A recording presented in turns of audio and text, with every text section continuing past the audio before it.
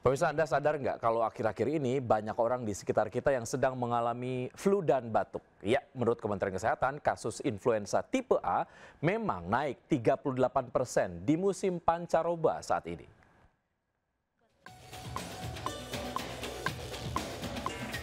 Akhir-akhir ini banyak orang di sekitar kita terkena influenza. Rata-rata gejalanya sama, yaitu demam, sakit kepala, nyeri otot, sakit tenggorokan, hidung tersumbat, dan batuk. Mereka umumnya tertular flu setelah berinteraksi intens dengan teman, keluarga, atau orang lain yang tengah menderita influenza. Menurut Kementerian Kesehatan, kasus influenza di Indonesia memang naik sejak awal September, seiring musim pancaroba. Dibandingkan kasus pada awal tahun ini, influenza naik 38%, didominasi virus influenza subtipe A. Virus influenza tipe A merupakan penyebab infeksi saluran pernafasan atas atau ISPA terbanyak di Indonesia. Ditambah faktor kualitas udara yang buruk dan melemahnya imunitas warga di musim pancaroba.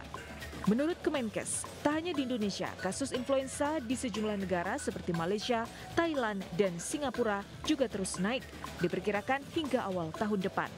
Meski umum diderita masyarakat, tapi influenza tetap harus diwaspadai karena bisa memicu gejala lebih berat dan komplikasi, terutama bagi kelompok rentan seperti anak-anak dan lansia. Warga diimbau disiplin menjaga protokol kesehatan dengan selalu menjaga kebersihan, mencuci tangan dengan air mengalir, serta menggunakan masker saat berinteraksi dengan penderita flu dan batuk. Penderita influenza juga diimbau segera berobat ke rumah sakit agar ditangani secara tepat, bukan meminum obat sembarangan. Tim Liputan iNews melaporkan.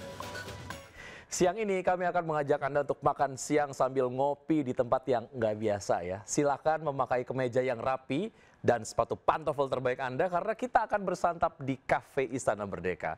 Bila Anda beruntung, Anda bisa berpapasan dengan menteri-menteri, bahkan presiden. Berikut laporan Camar Henda dari Merdeka Lounge, Istana Jakarta.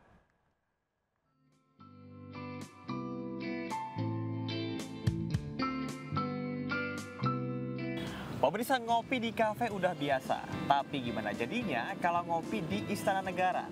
Ternyata hal tersebut bukan impossible ya. Kita harus mematuhi beberapa aturan, diantaranya adalah menggunakan atasan dan juga bawahan panjang seperti ini ya. Jangan pakai jeans, apalagi yang robek-robek. Terus juga jangan lupa bawa kartu identitas atau KTP atau semacamnya untuk nanti ditukarkan untuk kartu akses masuk tamu. Ya. Dan di akses tamu masuknya dan kita akan langsung ke Merdeka Lounge. Yuk.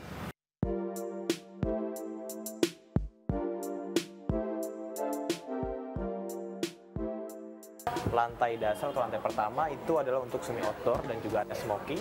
Tapi karena saya nggak ngerokok, saya bisa pilih di lantai 2. Pemirsa, makanan saya semuanya udah datang ya. Tadi terakhir ada nasi kuning ayam kemangi, terus juga ada cireng bumbu rujak. Terus yang paling saya tunggu-tunggu, ini dia tahu telur Surabaya dan juga minumnya ya, Mango Yakult. Ini kalau misalnya saya lihat ya, untuk dapetin semua makanan ini harganya cuma 96.000 ya. Kalau misalnya kita bandingin sama kafe-kafe Jaksel, ini mungkin kisaran 150 sampai dengan 250.000. Affordable banget. Aci digoreng ya dengan bumbu rujaknya. Ya, ini dia tahu telur Surabaya. Ini ada telur, terus digoreng sama tahu, ya, sama bumbu kecap dan juga bumbu kacang. Main dish kita hari ini ada nasi kuning ayam kemangi. Yang paling saya notice adalah wangi kemanginya ya.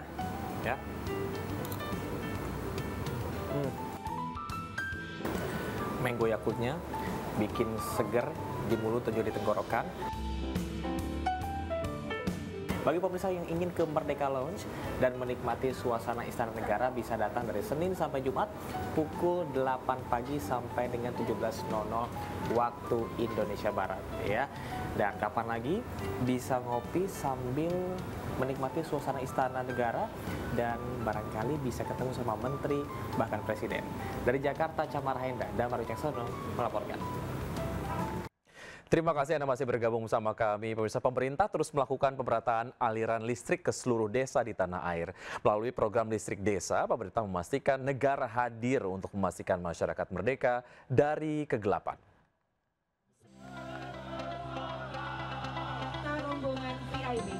Menteri Energi dan Sumber Daya Mineral SDM Bahlil Lahadalia didampingi Direktur Utama PLN tiba di Desa Bandar Jaya, Kecamatan Sekayu, Kabupaten Musi Banyu Asin, Sumatera Selatan. Kedatangan Bahlil untuk meninjau pelaksanaan program listrik desa dan program bantuan pasang baru listrik. Dua program tersebut merupakan upaya pemerintah memastikan penyediaan akses listrik merata, terjangkau, dan berkelanjutan. Target Bapak Presiden Prabowo 2029-2030 semua listrik di desa sudah harus terlayani. Ada 5.700 desa yang belum ada listriknya, 4.400 dusun yang belum ada listriknya. Nantinya di desa ini, pemerintah akan membangun jaringan tegangan menengah sepanjang 5,3 km, jaringan tegangan rendah sepanjang 3,42 km, dan pembangunan gardu distribusi berkapasitas 100 kVA, serta penyambungan listrik untuk 63 calon pelanggan baru. Seperti saya, Pak, ini mendapat fasilitas gratis dan meterannya subsidi lagi, Pak. Itu sudah barang tentu bagi kami, uang masyarakat ekonomi rumah ini sangat terbantu sekali. Program listrik desa diharapkan bisa memperbaiki taraf hidup masyarakat hingga pelosok tanah air. Dari Palembang, Sumatera Selatan, Tim Liputan iNews melaporkan. Milik aktor preman pensiun Epy Kusnandar jadi sasaran premanisme di kawasan Pasar Minggu, Jakarta Selatan. Aksi premanisme ini direkam Karina Ranau dan diunggah di media sosial hingga viral. Tangisan istri aktor Epy Kusnandar, Karina Ranau, pecah saat warung makannya di kawasan Pasar Minggu, Jakarta Selatan mengalami aksi premanisme. Aksi premanisme ini terekam kamera hingga viral. Kejadian berawal saat Karina sedang di warung makan miliknya yang baru buka. Dalam narasi video dituliskan keluhan Karina yang sangat lelah berjualan usaha kuliner. Padahal ia telah membayar sewa kios, namun tetap saja ada yang gangguan ataupun ada gangguan yang datang. Tiba-tiba ada preman yang memalak makanan yang dijual di warung makan milik Karina. Karena pun meminta karyawannya untuk menemui pelaku, namun malah mendapatkan perlakuan tidak mengenakan. Usai kejadian, polisi Polsek Pasar Minggu mengaku sudah memantau kejadian ini karena sudah viral. Polisi meminta agar pihak yang merasa dirugikan untuk membuat laporan polisi agar bisa segera ditindaklanjuti. Taman publik seakan sudah dikafling komunitas fotografer. Mereka minta bayaran Rp500.000 kepada pengunjung Tebet Eco Park yang akan memotret. Peristiwa ini viral hingga membuka cerita kelam dunia fotografi.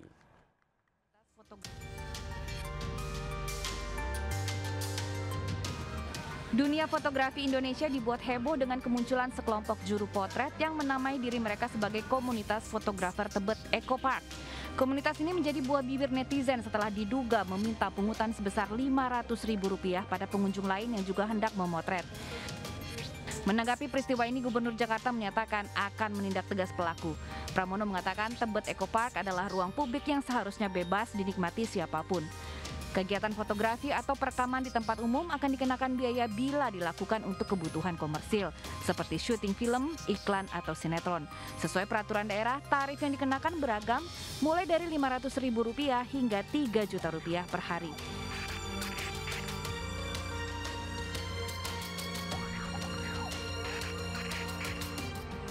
Viralnya kasus pungutan liar komunitas fotografi membuat sejumlah juru foto profesional bersuara terkait fenomena ini. Menurut mereka, maraknya perkumpulan fotografi di tempat umum kerap memunculkan keresahan. Mereka menempati satu lokasi tertentu dan melarang fotografer lain untuk memotret di wilayah yang mereka kuasai. Warga berharap petugas segera membersihkan pungutan liar di area publik. Karena selain mengganggu keamanan, aksi pungli juga merusak kebahagiaan warga yang mencari keindahan di taman. Tim Liputan iNews melaporkan.